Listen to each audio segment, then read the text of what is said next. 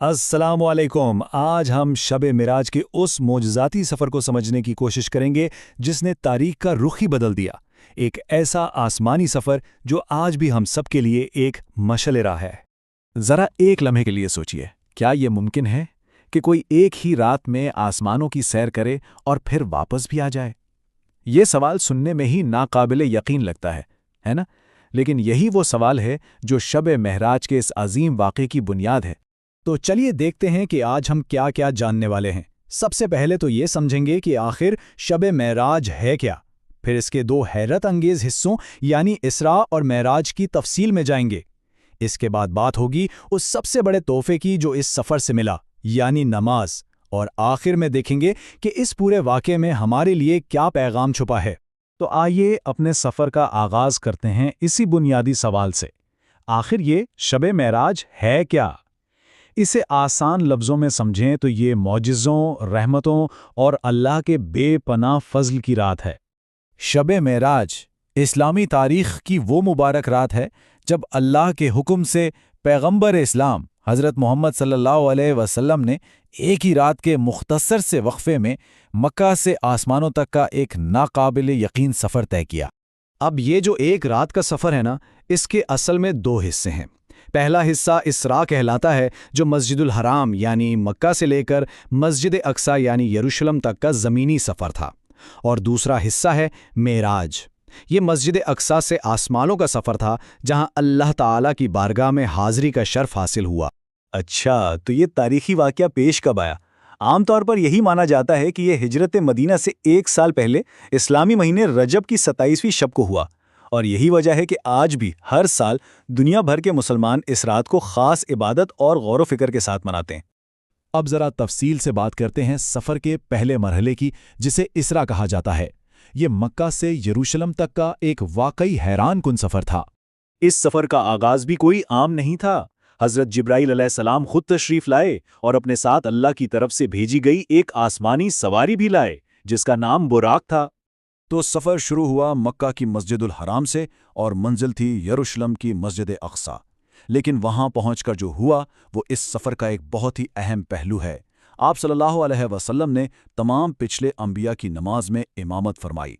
یہ گویا اس بات کا اعلان تھا کہ آپ کی نبوت آفاقی ہے اور آپ تمام انبیاء کے سردار ہیں۔ یہاں زمینی سفر مکمل ہوا اور اب شروع ہوا آسمانی سفر یعنی معراج، ایک ایسا عروج جس کی کوئی مثال تاریخ میں نہیں ملتی۔ یروشلم سے آسمانوں کا سفر شروع ہوا۔ ہر آسمان پر آپ کی ملاقات عظیم انبیاء کرام سے ہوئی۔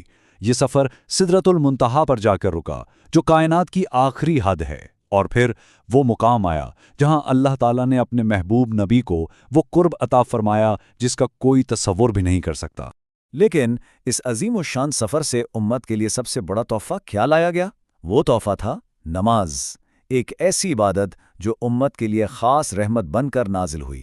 جی ہاں، اس سفر کا سب سے مرکزی تحفہ روزانہ کی نمازیں تھی۔ یہ کوئی عام حکم نہیں تھا، بلکہ یہ براہ راست اللہ کی طرف سے ایک خاص انعام تھا۔ لیکن یہاں ایک بہت دلچسپ بات ہے۔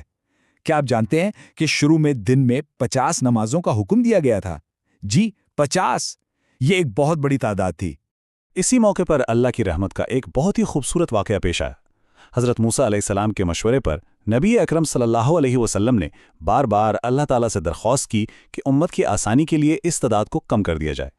اور اللہ کی رحمت تو دیکھیے، نمازوں کی تعداد کم ہوتے ہوتے 5 رہ گئی۔ لیکن خوشخبری یہ تھی کہ اجر ان 5 کا بھی 50 کے برابر ہی ملے گا۔ سبحان اللہ! یہ اس سفر کی سب سے بڑی رحمت تھی۔ تو یہ سب کچھ جاننے کے بعد سوال یہ اٹھتا ہے کہ 1400 سال بعد آج ہمارے لیے اس رات کی کیا اہمیت ہے؟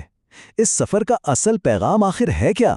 اس رات کو یاد کرنے کا مقصد صرف ایک واقعہ دہرانا نہیں، بلکہ یہ اپنے ایمان کو تازہ کرنے کا ایک موقع ہے۔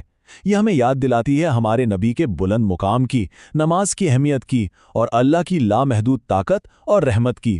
یہ رات ہمیں توبہ، دعا اور نیکی کی طرف بلاتی ہے۔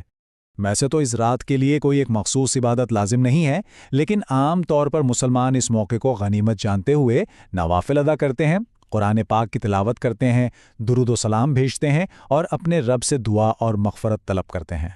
اگر معراج کا کوئی ایک سب سے بڑا اور بنیادی سبق ہے تو وہ شاید یہی ہے کہ زندگی کی سخت ترین مشکلات اور آزمائشوں کے بعد ہی اللہ کی مدد اور اس کے قرب کا دروازہ کھلتا ہے۔ یہ سفر ہر مایوس دل کے لیے امید اور بلندی کا پیغام ہے۔ اور آخر میں وہ ایک جملہ جو اس پورے واقعے کا نچوڑ ہے، نماز مومن کی معراج ہے۔